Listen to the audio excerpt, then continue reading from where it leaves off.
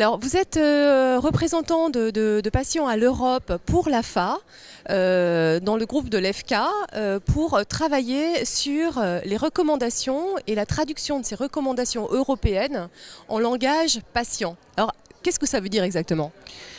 Ça veut dire que donc, des guidelines ont été faits pour les médecins, à l'échelle des médecins. Et l'organisation européenne a pensé une bonne chose de faire ces guidelines, de traduire ces guidelines pour les patients. Donc ça veut dire vulgariser le message pour qu'il soit accessible, tout en gardant un contenu fiable et pertinent pour les patients.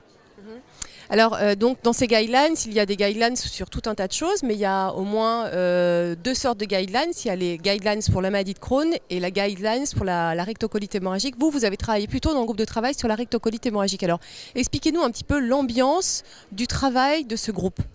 Voilà, donc dans ce groupe de travail sur la rectocolite hémorragique, bien sûr, donc les guidelines, c'est toujours un petit peu fastidieux puisque c'est une liste de paragraphes à traiter. Donc on avait un travail préliminaire à faire par Internet pour préparer la task force, donc le meeting tous ensemble. Et par la suite, on a été rassemblés pour valider ces guidelines tous ensemble. Et donc on a passé 6 à 7 heures à Vienne pour traiter et valider ces guidelines ensemble et prendre en compte les petits points que chacun voulait apporter à la fin. Voilà. Alors ce groupe de patients était constitué de patients européens, n'est-ce pas ? Voilà, donc des patients européens et aussi des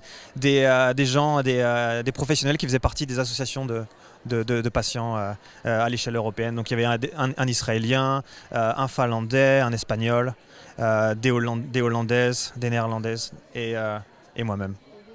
Il y avait également des médecins, c'est ça, et des infirmières ? Voilà, donc chaque groupe de travail était encadré par un médecin référent pour encadrer le travail et aussi par une personne de l'EFCA qui organisait la discussion. Et donc notre but était surtout de traduire les guidelines et de ne pas ajouter de nouvelles idées, mais vraiment de rester au plus près du contenu dressé par les médecins. Et alors, où est-ce qu'on peut trouver finalement ces recommandations à l'heure actuelle ? Alors, à l'heure actuelle, pour l'instant, donc à la suite de cette conférence de presse, on peut trouver ces recommandations sur le site de l'EFCA, donc fk.org. Et par la suite, donc à la suite de cette conférence de presse, donc un débat va être fait entre les associations de santé, les associations de patients de chaque pays pour essayer de savoir comment disséminer cette information et apporter ces guidelines donc, à chaque patient dans chaque pays.